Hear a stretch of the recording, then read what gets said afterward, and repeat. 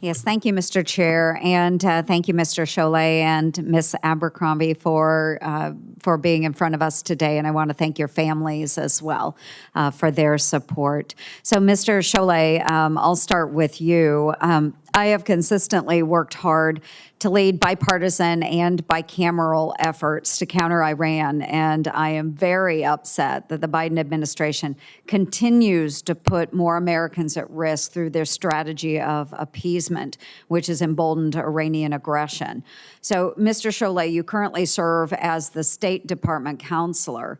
And during your tenure with the State Department, hired a Miss Ariane Tabatabi, whom we've recently learned was part of an Iranian government information operation.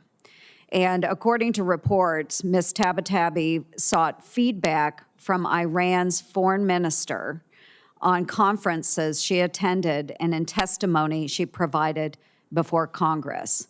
She now serves in the office of the Assistant Secretary of Defense for SOLIC, Special Operations Low Intensity Conflict, which you will oversee if you are confirmed as Undersecretary.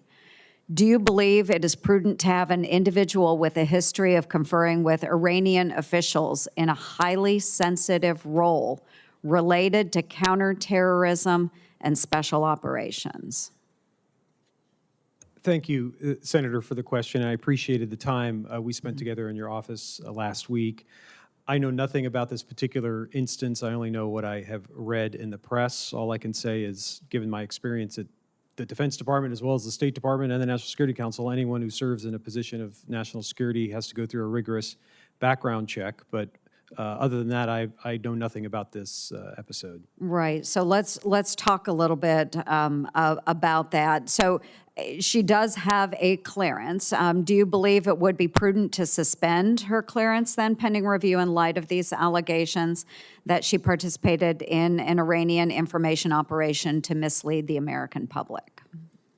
Senator, again, I know nothing about this allegation, so I'm not in a position to comment on it. Okay, it would be my opinion that it should be suspended. And so we'll talk about the security clearance process as well. It's widely known, and you just stated that they go through, a rigorous vetting process. So it's known that security clearances require individuals to report personal interactions with foreign equities. And as the chief advisor to the Secretary of State, you have access to records of State Department employees. And you've stated, to the best of your knowledge, then, that this individual, Ms. Tabatabi, disclosed this relationship when she worked for you at the State Department, or not? Senator, I have no knowledge of this case at all. I would assume that all of the normal procedures were followed here, but I don't have any direct knowledge of that.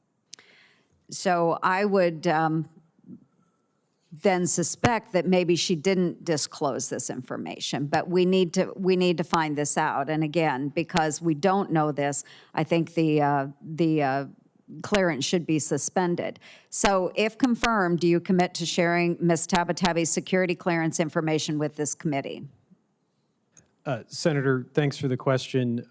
If confirmed, I'm not sure I would have the authority to do that necessarily, but if confirmed, I would pledge to you that I would look into any instance in which there's questions about the security inside the Office of the Undersecretary of Defense for Policy. And if confirmed, what actions do you intend to take to prevent department officials from further engaging in unauthorized collaboration with Iranians? Well, Senator, I think it's part of the deal in having a security clearance that one does not do that. So I would expect that sort of behavior would stop if it was ever uncovered. I would expect that as well. Mr. Cholet, Iran continues to threaten U.S. military personnel in the Middle East and remains intent on assassinating American citizens here in the United States. Why is it acceptable, in your view, for the administration to continue offering Iran substantial sanctions relief while Iran continues to target American citizens for murder? Senator, I think one of the most foremost responsibilities I would have, if confirmed for this position, is ensuring that we are doing whatever we can to deter Iran and push back from its malign behavior across the board in the region and around the world. I think we have restored some degree of deterrence over the last several months. There's not been an attack on our forces in Syria since March. There's not been an attack on our forces in Iraq for over a year. But every day we need to wake up and make sure that we are doing what we can to deter Iran so that they don't think that today's the day. Yeah, and obviously, Mr. Cholet, the administration's view of Iran and my view of Iran is very, very different. I know this will be a point of contention as we move forward through your confirmation process, but I appreciate your answers. Thank you very much. Thank you, Mr. Chair. Thank